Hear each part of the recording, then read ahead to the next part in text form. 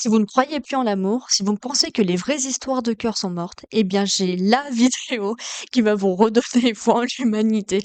Aujourd'hui, on va assister à une union bouleversante. Le mariage de Gertrude, 80 ans, et de Aboubacar, 18 ans, en Afrique. Regardez bien, Gertrude est resplendissante. Une robe de princesse, un diadème, de la grâce, de l'élégance. Et Aboubacar, que dire?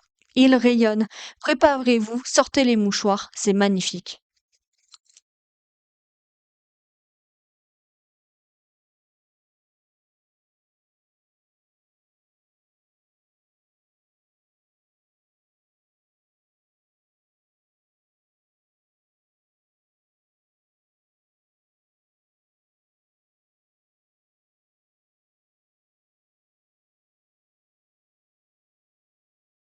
Alors, est-ce que vous avez ressenti ce regard vide de Gertrude?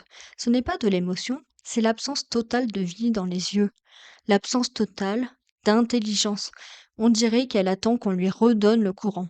Elle est complètement à l'ouest, elle est heureuse, hein, mais complètement paumée. Elle sourit comme une enfant qui découvre les Kinder Surprise, sauf que là, c'est un mariage, pas une pub pour des chocolats. Et lui, Aboubacar, ce jeune homme fort, viril, sûr de lui, enfin.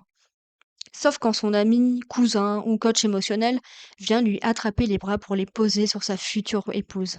Là, bizarrement, il n'avait plus de force, le Aboubacar. Il semblait un peu, comment dire, oppressé par la passion ou par le contrat, on ne sait pas. Mais attention, hein, il est là par amour. Parce qu'un jeune de 18 ans en pleine forme tombe naturellement amoureux d'une mamie de 80 ans, en robe pailletée. Ça arrive tous les jours, absolument rien d'étrange.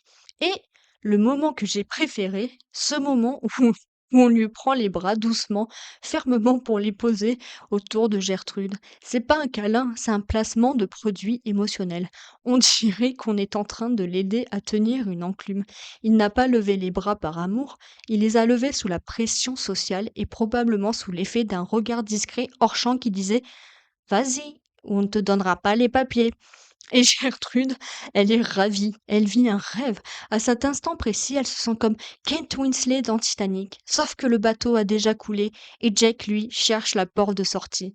On sent qu'elle y croit, elle le regarde avec tendresse, enfin, ce qu'il reste de tendresse quand les pupilles ne suivent plus. Elle sourit, elle est fière, elle pense que c'est le grand amour. À 80 ans, elle a enfin trouvé un homme qui lui donne tout. Enfin, pas un regard, pas un mot, pas un geste spontané, mais tout le reste. Et ce qui est magnifique, c'est que personne autour n'a l'air gêné.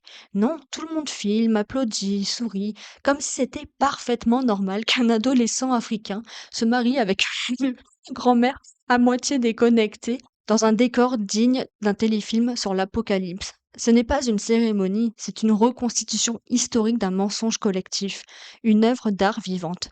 T'as une mariée qui vit dans les nuages, un marié qui rêve de l'Office français de l'immigration et des témoins qui mangent du riz pendant qu'ils signent l'arnaque sentimentale du siècle.